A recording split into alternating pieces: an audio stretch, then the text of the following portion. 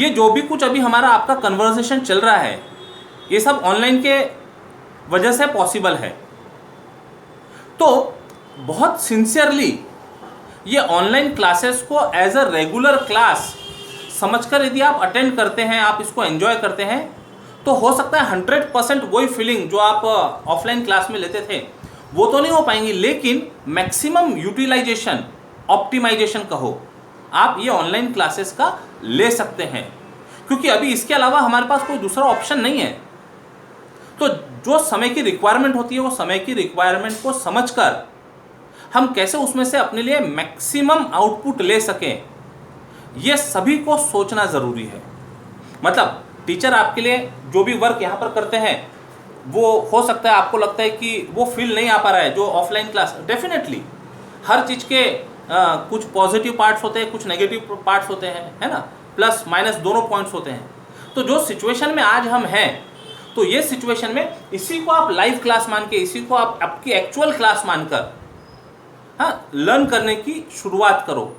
और हम कई बार कहते हैं कि ऐसे समय स्टूडेंट, एक एक स्टूडेंट की रिस्पॉन्सिबिलिटी इंपॉर्टेंट हो जाती है, उसकी अकाउंटेबिलिटी इंपॉर्टेंट हो जाती है। जब आप ऑफलाइन क्लास में होते हो तो टीचर का ध्यान होता है, वो आप कहीं थोड़ी सी झपकी लग गई या इधर उधर बात कर रहे हैं या आपका ध्यान कहीं और चले गया तो वो उस समय टोक देते हैं आपको, लेकिन अभी आपके फेसेस तो नहीं है सामने। तो ऐसे समय आपकी अकाउंटेबिलिटी बहुत इंपॉर्टेंट हो जाती है, आपका रोल बहुत इंपॉर्टेंट हो जाता है।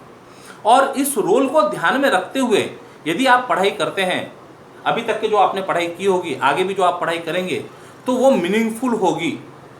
और कोशिश कीजिए कि जो चीज़ बताई जा रही है फर्स्ट हैंड में, वो फर्स्ट हैंड में समझ ले। फर्स्ट हैंड में समझी हुई चीज़ हमेशा परमानेंट माइंड में रह सकती है। जो चीज़ एक बार में समझ में आ जाए, इसका मतलब आप बराबर कनेक्टेड है टॉपिक के साथ में।